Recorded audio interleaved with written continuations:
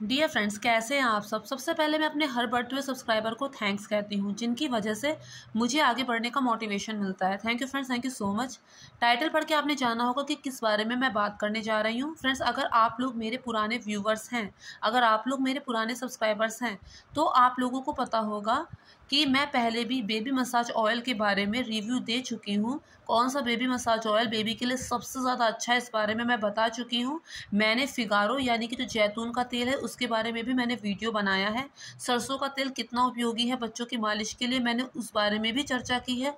इसके अलावा डाबर लाल तेल के बारे में भी मैंने बात की है कि वो बच्चों की मसाज के लिए कैसा है।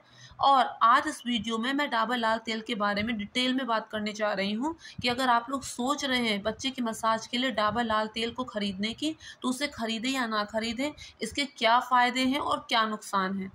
तो अपना वीडियो आगे बढ़ाने से पहले मैं एक बात आपसे कहना चाहती हूँ। फ्रेंड्स, सबसे पहले तो ये डाबर लाल तेल है, इसे चाहें तो आप ऑनलाइन परचेज़ कर सकते हैं और चाहें तो इसे ऑफलाइन भी परचेज़ कर सकते हैं। ऑनलाइन में आपको फ़ायदा होगा, आपको अच्छा खासा डिस्काउंट मिल जाएगा, लेकिन ऑफलाइन आपको इतनी बड़ी शीशी, पहली बात तो ज़रूरी नहीं कि हर शॉप पर मिल जाए, मुझे तो नहीं मिलती है जिस जगह पर मैं हूँ। लेकिन पहले इसके बारे में हम जान लेते हैं कि इसे आपको लेना है या नहीं लेना है। फ्रेंड्स, जो डाबर लाल तेल है ये दादी नानी के समय से चला आ रहा है। आप में से कोई ऐसा नहीं होगा जिसने इसके बारे में ना सुना होगा। तो फ्रेंड्स, पुराना क्या होता है? पुराना वो होता है जो अब तक टिका हुआ है, और जो अब तक टिका हुआ है वो अपनी खूबियों की वजह से ही तो टिका होगा, और किसी वजह से तो नहीं। दूसरी चीज़ ये है कि जो डाबर लाल तेल है ये इंडिया की ही इन्वेंट है। अक्सर लोग विदेशी कंपनी की तरफ आंख बंद करके भरोसा करते हैं और उसकी तरफ को भागते हैं। समझ नहीं आता कि जो चीज़ हमारे देश में खुद से बनी है वो हम लोगों को अच्छी क्यों नहीं लगती है। तो फ्रेंड्स, अब बात करते हैं सबसे पहले किसी भी चीज़ को अगर हम यूज़ करने जा रहे हैं, ख़ास तौर पे बच्चे के लिए, तो सबसे पहले हमारा ध्यान इस बात पर जाता है कहीं उसकी स्किन में इसकी वजह से कोई दिक्कत तो नहीं होगी, कहीं इसमें कोई ऐसी चीज़ तो नहीं है जिससे बच्चे को नुकसान हो जाए। तो फ्रेंड्स, इसे आप किसी भी तरह के बच्चे की स्किन में ट्राई कर सकते हैं, क्योंकि हर बच्चे की स्किन अलग अलग होती है, हर बच्चा यूनिक होता है। तो आप लोगों के मन में ये सवाल ज़रूर आता होगा कि कहीं हमारा बच्चा सेंसिटिव है, उसे सूट करेगा नहीं, उसकी स्किन सेंसिटिव है, उसे सूट करेगी या नहीं। तो फ्रेंड्स, ये हर बच्चे की स्किन को सूट करता है, पहली चीज़। दूसरी बात फ्रेंड्स ये है कि इसमें कोई पैराबिन नहीं है, कोई मिनरल ऑयल नहीं है जो आमतौर पर दूसरे तेलों में होता है, तो इसमें ऐसा कुछ भी नहीं है। तीसरी चीज़ इसमें यह है फ्रेंड्स कि ये बाकी तेलों के मुकाबले आपको थोड़ा प्राइस में ठीक ठाक पड़ेगा, क्योंकि अगर आप जॉनसन्स बेबी ऑयल की बात करें तो वो इससे बहुत ज़्यादा आपको महंगा पड़ेगा।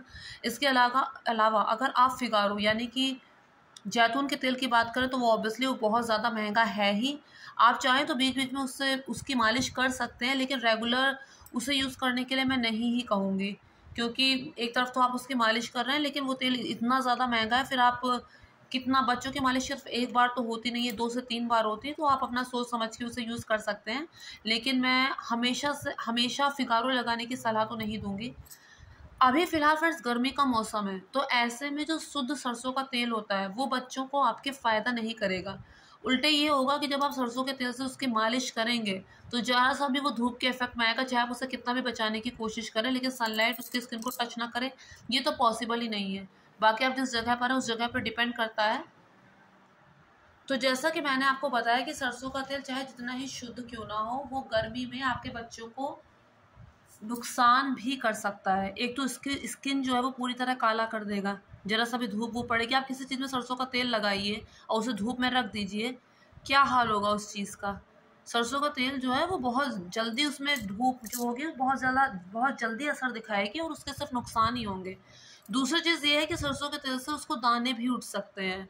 नहाने से पहले आपने कर दिया तो ठीक है, लेकिन नहाने के बाद अगर वो सो नहीं रहा है या फिर कुछ और उसको पेट वेट में दर्द है, आपने उसकी मालिश करने की सोची, तो वो जो सरसों का तेल है उसे दाने भी कर सकता है, और इसके अलावा उसे इचिंग भी हो सकती है, उसे खूब पसीना आ सकता है, उसे कंफर्टेबल फील नहीं होगा सरसों का तेल गर्मी में। सर्दियों में तो उसके अलग ही फ़ायदे हैं, लेकिन गर्मियों में सरसों के तेल की मसाज के बारे में आप ना ही सोचिए तो अच्छा है। तो अब बात करते हैं कि डाबर लाल तेल में ऐसे कौन कौन से इंग्रेडिएंट्स हैं। तो फ्रेंड्स, सबसे पहले तो उसमें पड़ता है शंख पुष्पी। अब बात करते हैं कि शंख पुष्पी जो है इसके क्या फ़ायदे होते हैं। फ्रेंड्स, आयुर्वेद ये मानता है कि जितनी भी बीमारियां होती हैं वो वात, पित्त और ये जो कफ, ये सब जो समस्या होती है ना, इस वजह से होती है। तो अगर आपका पित्त, वात ये सब ठीक है तो आपको किसी भी तरह की बीमारी नहीं हो सकती।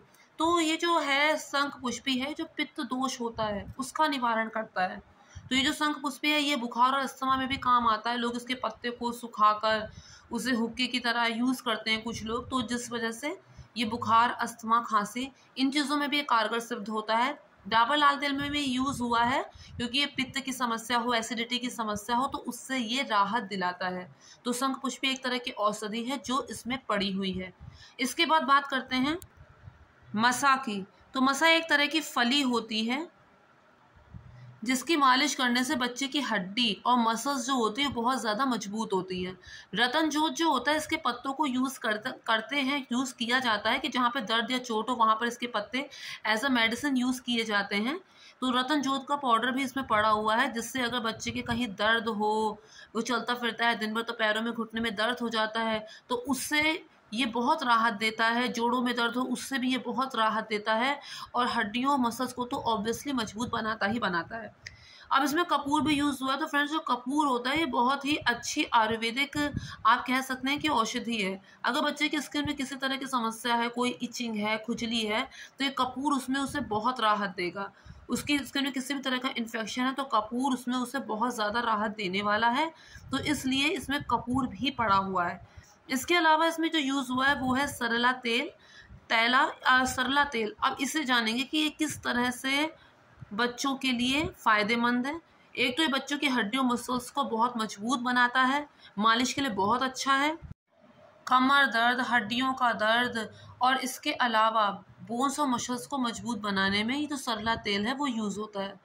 तिल का तेल भी है, वो भी हड्डियों को मजबूत बनाता है, इसलिए इसे यूज़ करते हैं। और इसके अलावा ये थोड़ा निखार भी, ऐसा कहते हैं कि इसका तिल का जो तेल है इससे मालिश करने से जो बच्चे की स्किन तो होती है वो उसमें वाइटनिंग आती है, जो बच्चे की स्किन होती है वो और भी ज़्यादा सुंदर होती है, उसमें निखार आता है।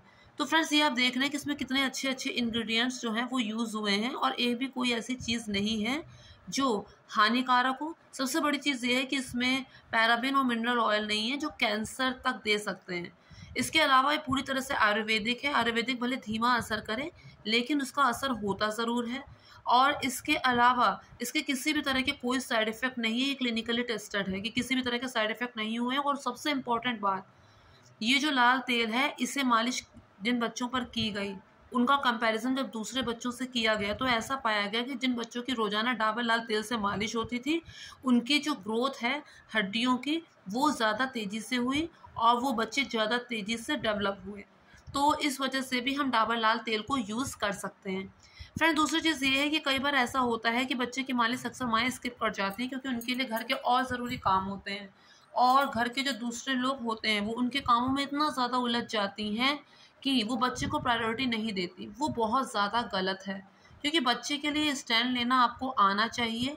जो अपने से कुछ कर नहीं सकता, कुछ बोल नहीं सकता, उसका काम अवॉइड करके अगर आप दूसरे का काम कर रही हैं तो सबसे बड़ी दोषी तो आप खुद ही हैं।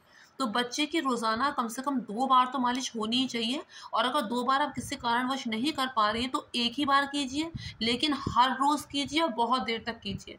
मैं अगर अपनी बात करूँ तो मुझे उसकी मैं उसकी 2 पार्ट में उसकी मालिश करती हूँ। एक बार उसके नीचे की मालिश करती हूँ, कमर से नीचे वाले हिस्से की, और एक बार उसके ऊपर की मालिश करती हूँ। और आधे हिस्से की मालिश करने में ही मुझे इतना टाइम लगता है कि इतने में पूरे हिस्से की मालिश हो जाए, पूरे शरीर की मालिश हो जाए, क्योंकि मैं अच्छा खासा टाइम दे के उसकी मालिश करती हूँ।